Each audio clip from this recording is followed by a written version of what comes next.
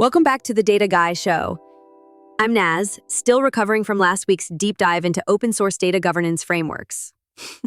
If you missed it, Mo compared our options to everything from Swiss Army knives to battle tanks. My brain's still spinning. Governance is a journey, not a destination. Today, we're taking the next step. How do you actually govern AI systems when the rules are changing faster than your favorite streaming recommendations? Wait, so now we're adding lawyers to the mix? I thought data governance was complicated enough. Are we about to start reading legal contracts on air? No contract, I promise. But if you want your AI to play nice with regulators and not end up in the news for the wrong reasons, you've got to understand both the legal and technical sides of governance. All right, Mo, set the stage. Last time, we talked about keeping our data organized and discoverable. How does that connect to AI governance? Great question.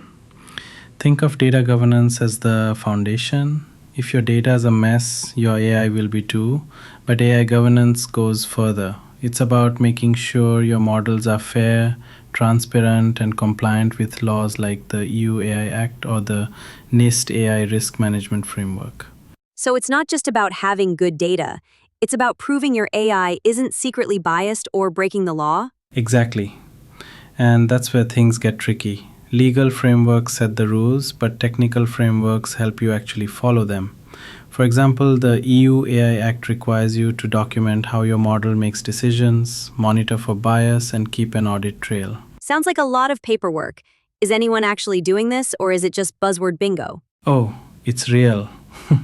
I worked with a team that had to pause their entire AI rollout because they couldn't prove their model was fair. They ended up building a whole compliance dashboard. No code here, but the blog post has the details for anyone curious. So what's the technical side look like? Are we talking about more frameworks like Open Metadata and Data Hub? Absolutely. Those tools are evolving to support AI governance. For example, Data Hub's MCP server lets you track not just data lineage, but model lineage, who trained it, what data was used, and how it's performing over time. Wait, so you can actually see if your model starts drifting or making odd decisions? Yep.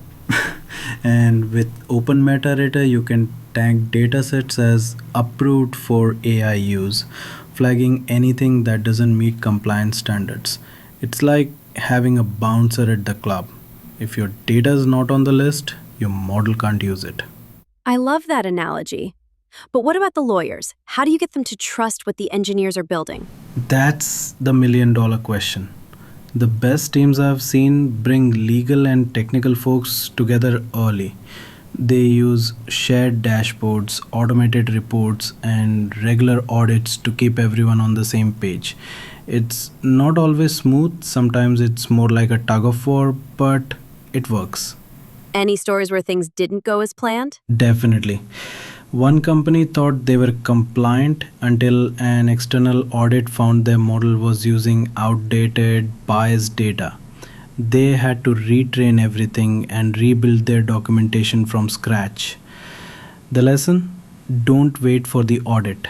Build governance in from day one. So if I'm a data scientist or engineer listening right now, what's my first step?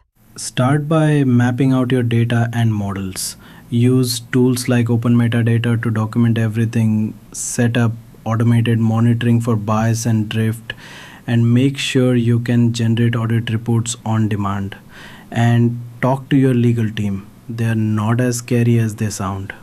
Famous last words, Mo. But seriously, it sounds like the future is all about collaboration and automation. Exactly.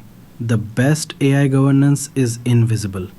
It works in the background, keeping your models honest and your lawyers happy. All right, let's wrap this up.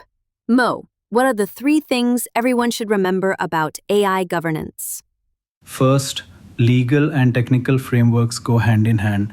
Don't ignore either side. Second, automate as much as you can, from documentation to bias monitoring. Third, start early and keep everyone involved, especially your legal and compliance teams. And my takeaway? If you want your AI to be trusted, you've got to build governance in from the start, not just bolt it on later. The tools are out there, but it's up to you to use them. For anyone who wants to see how to set up automated compliance dashboards, track model lineage, or integrate legal requirements into your workflow. The full blog post has all the technical details. That's your technical teaser, folks. For the nitty-gritty, head to thedataguy.pro. And if you missed last week's episode on open source data governance, check out our archives for the full breakdown. And don't forget, the blog post has a checklist for AI compliance plus sample workflows for integrating legal reviews into your model development. If this episode helped you make sense of the AI governance maze, leave us a review, subscribe, and let us know what you want us to tackle next. New episodes every Wednesday? Thanks for joining us for another deep dive into the world of data and AI. May your models be fair, your audits be smooth, and your governance journey a little less confusing. And remember, good governance today means better AI tomorrow. This has been the Data Guy Show. I'm Nazz. And I'm Mo. Catch you next week.